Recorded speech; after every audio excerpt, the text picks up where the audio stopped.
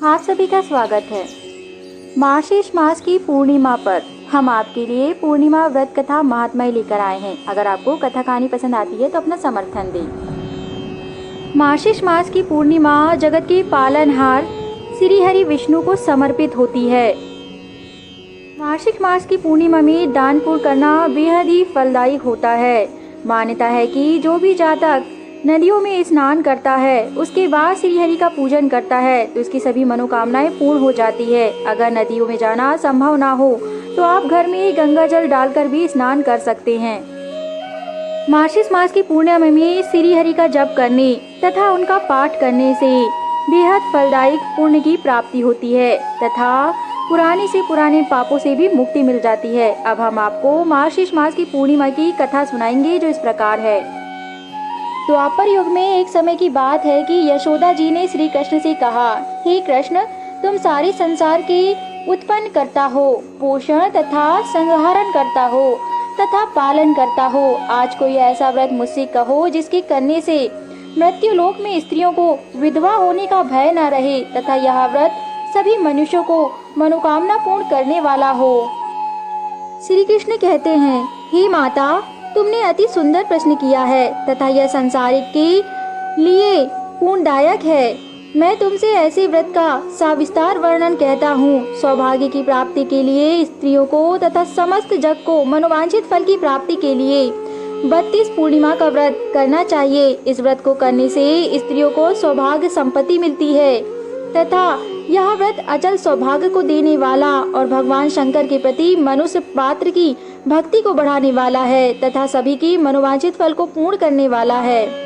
यशोदा जी कहने लगी, हे कृष्ण, सर्वप्रथम इस व्रत को मृत्युलोक में किसने किया था? इसके विषय में भी आप मुझसे विस्तार से कहिए। श्री कृष्ण ने कहने लगे, हे माता, आपका यह प्रश्न अति उत्तम है। यह संसार को मार्ग दिखाएगा। अतः मैं आपसे वह कथा कहता हूँ जिसे मृत्यु लोक के भूमंडल में सर्वप्रथम व्रत किया था। आप ध्यान से सुनिए।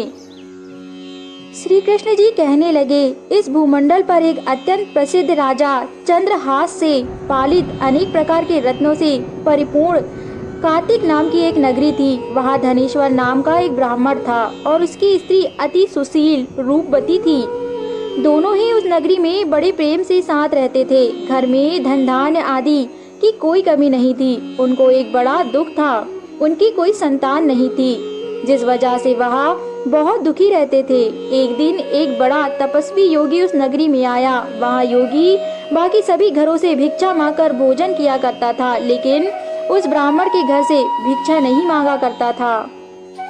एक बार धनेश्वर ब्राह्मण नदी घाट पर स्नान करने जा रहे थे। तभी उन्होंने देखा कि जो योगी भिक्षा मांगकर खाता है। उन्होंने सारे घर से भिक्षा मांगी परंतु उनका घर वंचित रह गया। वहां से बिना भिक्षा मांगे ही वह लौट गया और गंगा घाट पर आकर प्रेम पूर्वक भिक्षा से मिला हुआ भोजन करने लगा। उन्होंने योगी से अपने घर का ऐसा अनादर देखा तो उनसे रहा नहीं गया। वे बड़ी दुखी होकर योगी से बोले, आपने सभी घर से भिक्षा मांगी परंतु आपने मेरे घर से कभी भिक्षा नहीं मांगी। इसका क्या कारण है? आपने क्या मेरे घर का अनादर किया है या मेरे घर पे कोई तुच्छ कार्य है? कृपया करके बताइए। योगी ने विनम्रता पूर्वक कहा, दुखी ब्राह्मण, तुम दुखी हो परंतु तुम्हारे घर भिक्षा लेना मेरे धर्म कर्मों पे नहीं आता है। तुम गृहस्थ जीवन होकर भी गृहस्थी नहीं हो। धनेश्वर ने कहा, योगी महाराज, मैं समझा नहीं। तब योगी महाराज ने धनेश्वर को समझाया कि गृहस्थी का पहला नियम है कि वह सकुशल बचे, लेकिन उससे भी महत्वपूर्ण है कि वहाँ पर संतान होनी चाहिए। तुम्हारी कोई संतान नहीं है, अर्थात तुम्हारी गृहस्थी बसी होकर भी बसी जैसी नहीं है, जो मेरे धर्म में नहीं आती। इसलिए मैंने उस घर को छोड़ दिया है। अगर तुम्हारे यहाँ कोई संतान उत्पन्न हो जाएगी तो मैं शीघ्र ही वहाँ से भोजन मांगूंगा और भोजन प्राप्त करके खाऊंगा। योगी ने आगे कहा कि जिस घर में संतान नहीं है उस घर से भिक्षा लेने से मेरे पतित हो जाने का भय है, इसलिए मैंने वहाँ से भिक्षा नहीं ली, इसलिए उस घर को वंचित छोड़ दिया। धनेश्वर यह सब सुनकर बहुत दुखी हुआ और हाथ जोड़कर योगी के पैरों पर गिर पड़ा और दुखी मन से कहने लगा कि आप मुझे संतान प्राप्ति के उपाय बताएं। आप सर्वज्ञापी हैं, मुझ पर अवश्य ही कृपा करें। धन की मेरे घर में कोई कमी नहीं है, लेकिन मैं संतान न होने के कारण अत्यंत दुखी हूँ। आप मेरे इस दुख का हरण करें। यह सुनकर योगी कहने लगे, तुम चंडी की आराधना करो। योगी की बात सुनकर धनेश्वर घर पहुंचा और उन्होंने यह सारी बातें अपनी धर्म पत्नी को बताई और खुद वन में चले गए। वन में पहुंचकर उन्होंने माता चंडी की आराधना की और उपासना किया। माता चंडी ने 16 दिन तक उसको सपनों में दर्शन दिया और कहा, हे धनेश्वर, जा, तेरे पुत्र होगा, लेकिन उसकी आयु सिर्फ 16 वर्ष ही होगी। धनेश्वर पुत्र रत्न की प्राप्ति पर खुश हुआ, परंतु वह घर नहीं गया, पुनः तपस्या करने लगा। तब माता चंडी ने कहा, धनेश्वर, मैंने तुमको घर जाने को कहा था, तुम घर क्यों नहीं गए? तब धनेश्वर बोला, माता, आपने खुशी दी है, पर यह क्षणिक खुशी है, बाद में मेरी पत्नी को अतः दुख होगा। कृपया करके अगर 16 वर्ष की आयु को आप और बढ़ा पाए तो वह मार्ग बताइए, मैं अवश्य ही करूँगा। माता चंडी ने धनेश्वर को स्वप्न में कहा, हे धनेश्वर, तुम्हारी अतः कठिन तपस्या से तथा तुम्हारे हठ से मैं अत्यंत प्रसन्न हूँ। जाओ, मैं तुम्हें 32 पूर्णिमा का व्रत बताती हूँ। तुम दोनों पति पत्नी यदि 32 पूर्णिमा का व्रत करोगे तो तुम्हारा पुत्र शीघ्र ही दीर्घायु हो जाएगा। धनेश्वर ने कहा, माता, कृपा करके और विधि मुझे बताइए ताकि मैं इसे अपने सामर्थ्य अनुसार कर पाऊं। तब माता ने कहा, ठीक है धनेश्वर, सुनो। जितने तुम्हारा सामर्थ्य हो उतने अचल दिए जलाकर शिवजी का पूजन करना, लेकिन पूर्णमासी 32 ही होनी चाहिए। सुबह होती ही तुम्हें इस स्थान पर एक आम का पेड़ दिखाई देगा, उस पर चढ़कर एक फल तोड़कर अपने घर ले जाना। अपनी स्त्री का इस विषय में विस्तार से बताना। सुबह स्नान के बाद वह स्वच्छ होकर शंकर जी का ध्यान करके उस फल को खा लेगी, तब शंकर भगवान की कृपा से उसको गर्भ हो जाएगा। परंतु तुम दोनों इस बात का ध्यान रखना कि 32 पूर्णिमा का व्रत तुम्हें पूर्ण करना है, तभी तुम्हारा पुत्र दीर्घायु हो जाएगा। इतना कहकर माता चंडी अंतर्ध्यान हो गई। जब सुबह ब्राह्मण सोकर उठकर उसने सबसे पहले आम के पेड़ को देखा जहां माता ने उसे बताया था। वह उससे फल तोड़ने के लिए चढ़ना चाहता था, परंतु वह पेड़ पर नहीं चढ़ पा रहा था। यह देखकर उसे बड़ी चिंता हुई। उसने भगवान गणेश की उपासना की और कहा, हे दयानिधि, अपने भक्तों के विघ्नों का नाश करके उनके मंगल कार्य को करने वाले, दुष्ट का नाश करने वाले, रिद्धि सिद्धि देने वाले, आप मुझे इतना बल दें कि मैं अपनी मनोकामना पूर्ति के लिए इसके बाद पेड़ में चढ़ पाऊं। धनेश्वर ने श्री गणेश का आवाहन किया तथा भगवान जी की असीम कृपा से वह पेड़ पर चढ़ गया और फल तोड़कर ले आया। फल को लेकर वह अपनी पत्नी के पास पहुंचा तथा पत्नी से सारा वृत्तांत कह सुनाया। पत्नी ने अपने पति की आज्ञा मानी तथा स्नान आदि करके भगवान का ध्यान धरकर उसने वह फल को ग्रहण किया। माता चंडी की कृपा से उसे बहुत सुंदर पुत्र हुआ। उसका नाम उन्होंने देवीदास रखा। माता पिता के हर्ष और शोक के साथ वह बालक बढ़ने लगा। भगवान की कृपा से बालक बहुत ही सुंदर, सुशील और पढ़ाई लिखाई में निपुण था। बालक के लालन पालन सहित माता और पिता दोनों ही 32 पूर्णमासी का व्रत करना भूल गए। बालक का 16वां वर्ग लग गया। दोनों पति पत्नी दुखी हुए। उन्हें याद ही नहीं रहा कि माता चंडी ने उन्हें 32 पूर्णिमा का व्रत करने को कहा था। जब बालक का 16वां वर्ग लगा तो दोनों पति पत्नी बड़ी दुखी हुए। उनके मन में एक ही बात बैठी हुई थी कि बालक 16 वर्ष पार करेगा तो उसकी मृत्यु हो जाएगी। उन्होंने सोचा कि यह हमारे सामने होगा तो हम इसे सहन नहीं कर पाएंगे। अतः उन्होंने बालक को अपने मामा के साथ पहुंचा दिया। जब उन्होंने अपने पुत्र को मामा के साथ पहुंचाया तो देवी ने रात में दर्शन दिया तथा उन्होंने कहा, धनेश्वर, मैंने तुमसे कहा था कि तुम्हें 32 पूर्णिमासी करनी है। तुम दोनों पति पत्नी पुत्र रत्न में इतने पागल हो गए कि तुमने मेरी अवहेलना की है। अब मैं तुम्हारे पुत्र को जीवित नहीं रहने दूंगी।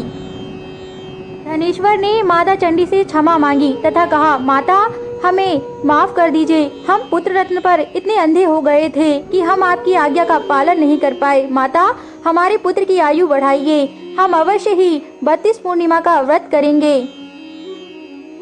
माता चंडी ने कहा कि धनेश्वर, तुम्हारे पास समय कम है, फिर भी मैं तुम्हें एक अवसर जरूर दूंगी। इतना कहकर माता चंडी अंतर्ध्यान हो गई। धनेश्वर जब सोकर उठा तो उसने पुनः अपनी पत्नी से बात विमर्श किया और कहा कि हमसे भूल हुई है। माता ने हमें अवसर दिया था कि हम 32 पूर्णिमासी का व्रत करें तो हमारे पुत्र की दीर्घायु हो जाएगी, पर हमने तो पूर्णिमा का व्रत आधा ही छोड़ दिया।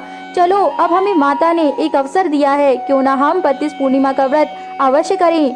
पत्नी भी चिंतित थी तथा वह बोली, हाँ स्वामी, आप सही कहते हैं, आज से ही हम 32 पूर्णिमासी का व्रत प्रारंभ करेंगे। दोनों पति पत्नी ने 32 पूर्णिमासी का व्रत का संकल्प लिया तथा 32 पूर्णिमासी का व्रत प्रारंभ किया। दूसरी तरफ मामा और भांजा दोनों रात गुजारने के लिए रास्ते में एक गांव में रुके। उस दिन उस गांव में ब्राह्मण की कन्या का विवाह होने वाला था। जिस धर्मशाला में वहाँ बारात के बाकी लोग रुके हुए थे, उसी धर्मशाला में देवीदास और उसका मामा ठहर गए। उधर कन्या को तेल आदि चढ़ाने के बाद जब लग्न का समय आया तो वर की तबीयत खराब हो गई। वर के पिता ने अपने परिवार वालों से विचार विमर्श करके कहा कि यह देवीदास मेरे पुत्र जैसा ही है, मैं इसके साथ लग्न करा दूं और बाद में बाकी सारे काम मेरे बेटे के साथ पूरे हो जाएंगे। ऐसे कहने के बाद वर के पिता देवीदास को मांगने के लिए उसके मामा के पास जा पहुँचे। उनकी सारी बात बताई। मामा ने कहा कि कन्यादान में जो कुछ भी मिलेगा वो हमें दे देना। वर के पिता ने बात स्वीकार कर ली। इसके बाद देवीदास का विवाह कन्या के साथ संपन्न हो गया। इसके बाद वह अपनी पत्नी के साथ भोजन न कर सका और मन में विचार करने लगा कि ना जाने यह किसकी पत्नी होगी। यह सोचकर उसकी आंखों में आंसू आ गए। तब वधू ने पूछा कि क्या बात है, आप उदास क्यों हैं? तब उसने सारी बातें पत्नी को बता दी। तब कन्या कहने लगी कि यह तो ब्रह्म विवाद के विपरीत है, आप ही मेरे पति हैं, मैं आपकी ही पत्नी रहूंगी, किसी अन्य की कभी नहीं। तब देवीदास ने कहा कि ऐसा मत करिए, क्योंकि मेरी आयु बहुत कम है, मेरी बात आपको माननी चाहिए। लेकिन उसकी पत्नी नहीं मानी और बोली, स्वामी आप भोजन कीजिए। अपने स्वामी को भोजन कराते हुए वधू ने पूछा, स्वामी आपको कैसे पता कि आपकी आयु कम है? आपने कैसे यह सुनिश्चित किया? तब देवीदास ने कहा, प्रिय, जब मेरी माँ गर्भ से थी तो मैंने उनकी बातों को सुन लिया था तथा मुझे ज्ञात हो गया कि वे किस दुख से पीड़ित थी। इसलिए मुझे मालूम है कि मेरी आयु कम है। इसलिए मैं तुमसे कह रहा हूँ कि मेरे साथ विवाह सुनिश्चित करना सही नहीं होगा। तब वधू बोली कि आप ही मेरे स्वामी हैं, मेरे आपके साथ फेरे लगे हैं, मैं आपको ताउम्र अपनी पति मानती रहूंगी। भोजन के समय रात हो गई तो दोनों सो गए। सुबह देवीदास ने पत्नी को 4 नागों से जड़ी एक अंगूठी दी और एक रुमाल दिया और बोला कि हे प्रिया, इसे लो और संकेत समझकर इसे चिर स्थित हो जाओ। मेरे मरण और जीवन जानने के लिए एक पुष्ट वाटिका बना लो, उसमें सुगंधित वाली एक नाव मल्लिका लगा दो, उसको प्रतिदिन जल से सींचा करो और आनंद से उसके साथ खेलो। जिस समय और जिस दिन मेरे प्राण उड़ जाएंगे उस दिन यह फूल सूख जाएंगे। जब यह फिर से हरे हो जाएं तो जान लेना मैं जीवित हूँ, अर्थात नहीं तो मेरा मरण तय है। यहाँ समझाकर वह वहाँ से चल दिया। देवीदास के जाने के बाद अन्य वर और अन्य बाराती वहाँ पर आए तो कन्या ने उन्हें देखकर मना कर दिया। उसने कह दिया कि जिसके साथ मेरे फेरे लगे हैं वही मेरा पति है, जो यहाँ पर खड़ा है वह मेरा पति नहीं हो सकता, आप पुनः कर लौट जाएं। वर और बाराती कन्या की बात मानने को तैयार नहीं थे तो कन्या ने कहा कि बताइए, हमने क्या वार्तालाप किया था तथा आपने मुझे आभूषण के रूप में क्या दिया है, दिखाइए। वर ने कहा कि मुझे नहीं पता। तब कन्या ने बोली, आप जब मेरे पति हैं ही नहीं तो आपको कैसे पता होगा। कन्या ने उनका अपमान किया और उन्हें लौटा दिया। इस संपूर्ण कथा को सुनाते हुए भगवान श्री कृष्ण अपनी माता यशोदा से कहते हैं, माता, इस प्रकार देवीदास काशी चला गया। कुछ समय बाद जब समय बीत गया तो एक सर्प उसको डसने के लिए वहां आया, लेकिन वह उसको काट नहीं पाया क्योंकि उसकी माता ने पहले ही 32 पूर्णिमा का व्रत कर लिया था। इसके बाद खुद काल वहां से चला गया। भगवान की कृपा से तभी वहां माता पार्वती और भगवान गणेश आ गए। देवीदास को मूर्छित दशा में देखकर माता पार्वती ने भगवान शिव से प्रार्थना की, महाराज, इस बालक की माता ने पहले ही 32 पूर्णिमा के व्रत कर लिए हैं, आप इसको प्राण दान दे दें। इस प्रकार 32 पूर्णिमा के प्रभाव से भगवान शिव शंकर ने उसको दीर्घायु होने के लिए प्राणदान दे दिया। आगे चलकर जब मामा और देवीदास अपने घर को पुनः लौटे तो उनकी माताश्री को पता चला कि पूर्णिमा के प्रभाव से उनका पुत्र जीवित है तथा वह अपनी पत्नी को लेकर वापस आ रहा है, तो उनकी खुशी का ठिकाना ना रहा।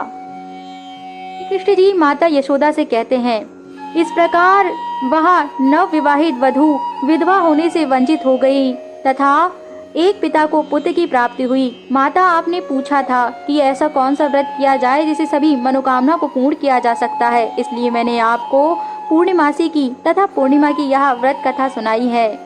माता यशोदा ने कहा, कृष्ण तुम्हारी लीलाएं तो अपरंपार है।